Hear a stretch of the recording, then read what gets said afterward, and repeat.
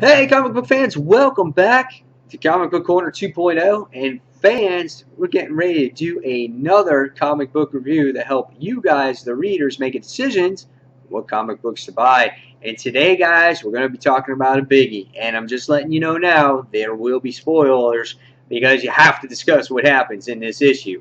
So if you want to, please read your issue first, then watch this review on my thoughts, my expressions on what I thought of this issue. So with that being said, we're going to be talking about the original sin. Issue number 3, Answers at All Costs. And on this cover here, we have Moon Knight, Gamora, and Bucky Barnes, and we have the newest villain that's introduced in this series, which is Dr. Midas. That's right, fans. So, the artwork here is done by Mike Deodato, and the writer is Jason Aaron. For me, so far, this series has been a great Marvel event. It's something different that we haven't seen. It's definitely a murder mystery. It's not the same, oh, hey, I'm going to take over the world, the galaxy's going to die. It's something that we have not seen, and I like it. I feel that it's fresh. The artwork in here, I feel, continues to be solid. Here we get a nice two-page spread of the orb, our one of our newest villains here, which is the Exterminatrix, and here we get to see cool pages here when the Watcher's eye is, I guess, all the secrets are being released into the characters, and yeah, I think this book artistically is phenomenal. For some readers, it may be a little dark or whatnot. However, this is a series that has to do about a murder mystery, and you got to feel that it does fit the tone of the issue. Um, yeah, great stuff here. So, what did I think about this story? Let me just tell you, shit gets real in this book, guys, or in this event. And I'm telling you again, if you don't want to see what happens in this book, I'm telling you, you gotta read the issue for yourself. So the book opens up, okay, with our cast of characters, which it does a really great job of whoever's in the issue at one point or another. And then it said, and it shows everybody that's tied in to the mysterious villain that's inside. So you got the Winter Soldier, you got Gamora, you got the Boss, Black Panther, Emma Frost, Doctor Strange, the Punisher, the Orb, and the Exterminatrix. And the book opens up as it goes weeks ago, as this plan is in effect, and you get to see the Orb, and you see him talking to some people, and you're not sure who it is. But at first, you find out that he's talking to Dr. Midas, and you get to see his daughter, which is the Exterminatrix, and her first appearance, I think, was Marvel Boy, issue number 1. I think that was back in 2000. So in case you're not familiar with that, and there's some funny dialogue moments there when the orb is talking, because it's like they think it's a match that he can take it off. How does he know how to talk? And he goes into description of that, which is kind of hysterical. But then the book continues where it last left off, as the eye is supposedly this bomb that's going to explode, and you see that happen in the issue. And it radiates all of our heroes that are about to attack this orb, because they think he's the one that murders the Watcher. Okay, and then all of a sudden now you see how these tie-ins in this event are going to happen, because all the heroes are seeing their deepest secrets, and some of the heroes flee and they can't do the mission anymore because they can't comprehend all these secrets that they have, which was outstanding. And you see things like Hulk wants to destroy Tony Stark, and Thor is like, I have a sister. So all these things are transpiring, and they can't comprehend this. So what happens now is Nick Fury is the one that sits there and tries to capture the orb, and they do. They take him in captivity, and they try to interrogate him. And as the issue continues, you get to see them doing these investigations with these crazy irradiated bullets, and they're trying to figure out who killed the Watcher and why all these particular characters or things are getting killed. And you get to see different things or different aspects of what happens with the Punisher and Doctor Strange, and then you get to see Bucky and everybody else that are actually investigating what happens here. And you get Gamora, Moon Knight on this mission, trying to find out what's going on, where all these casings and all these bombshell, all these casings of bullets are going on. And again, you get to see, the orb, being investigated by the Hulk, trying to get intimidated by the Hulk and by the Wolverine, and it's like a typical, CSI or Law and Order type of thing as they're being interrogated by him, and the orb takes it as nothing. He's just like, what is this, supposed to intimidate me? He's like, this is the good guy, bad guy, good cop, bad cop type of thing. And he goes, I'll talk, but I need to talk to the head man, which was Nick Fury.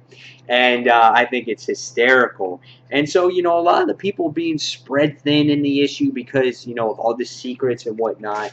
And the issue continues. And as we come across some secrets that happen in the issue that Gamora and Moon Knight find out, we're seeing that they're coming across, certain things that is important to this mission, that you feel that they're, getting closer to solving this mystery.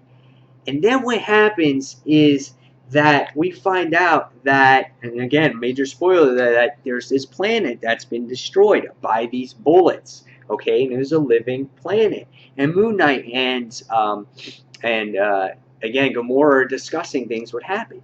But all of a sudden, Bucky Barnes just disappears, and they're like, where's Bucky? And their whole ship winds up blowing up. So at this point, you're just like, whoa, what the fuck's going on? And where the hell is Bucky Barnes?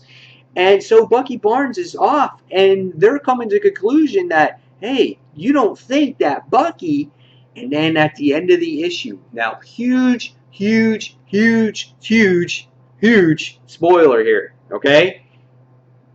All of a sudden, you see that Nick Fury's doing a study on the eyeball in the Watcher's eye, and he's like, how come I didn't see any secrets? Next thing you see is Bucky Barnes, or the Winter Soldier, comes through a time portal, and freaking Nick Fury's like, what the hell? And he's like, Bucky, he's like, where did you come from? Next thing you see is blah, blah! And it's like, holy crap, dude, he just shot classic Nick Fury. And I'm so excited that Nick Fury is back in this issue. And all of a sudden he gets shot. And you're like, no freaking way. And Nick Fury's like, Bucky, but why? And then it's just like, boom, he shoots him again. And he takes a freaking machete or his sword or whatever it is. And he's chopping off his head. And he's holding his freaking head in his hand. And he's holding the Watcher's eye in the other hand. And he's like, no more secrets. And you're like, holy cow, I can't believe this just freaking happened. And while obviously Nick Fury is getting killed, he's like, I never liked you anyway. But the classic Nick Fury that I just got to enjoy and love that has come back is now got his freaking head chopped off. And I was like, no, I can't believe this just happened. I was like, oh God. But it was a freaking awesome ending though. It's just like, I can't believe they just, like, look at this. I cannot believe that just happened. I was like, oh. So, do you guys think that this is Bucky? Do you think this is the real Winter Soldier? Or do you think this is from a different timeline? Do you think that this is from maybe the Secrets or the Sin, or I don't know what to expect here. I'm just blown away by this ending. This is a great ending. This is dark. This is why these issues are drawn so dark, because of this ending. The murder just keeps happening. Now we got to figure out what's going on here. Like, now our heroes have to find out that that Nick Fury is dead. Who killed Nick Fury? Gamora and Moon Knight are stuck on this dead planet. There's all kinds of stuff. I don't know what to expect from this series. I'm just like blown away by it. I thought it was a great read, and now there's just more questions. And now you got to read in these tie-ins, and I'm just like, I'm flabbergasted. I don't even know what to expect here, but I enjoyed this again. This seems to be an event that has just been done so right. I know we're only on 3 issues on this. I know we still got, 5 more to go, but these first 3 issues haven't just been okay. They just haven't been just good. They've been great.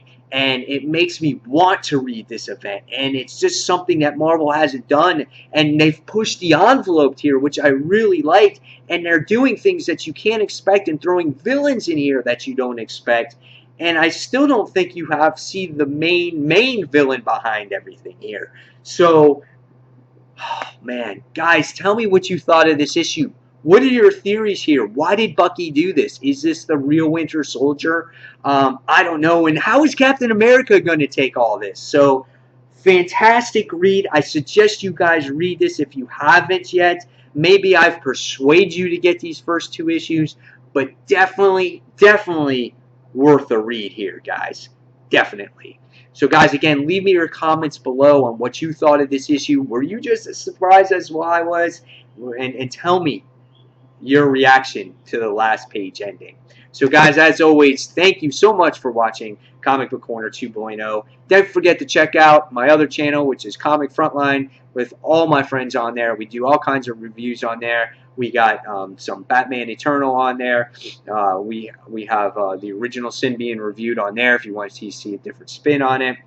And don't forget the live show each and every Tuesday at night at 9 p.m. Eastern Standard Time. So again, guys, as always, thank you for watching Comic Book Corner 2.0, and this is Mike Spider Slayer signing off. And holy shit, this was great. Take care, guys. See you soon. Bye.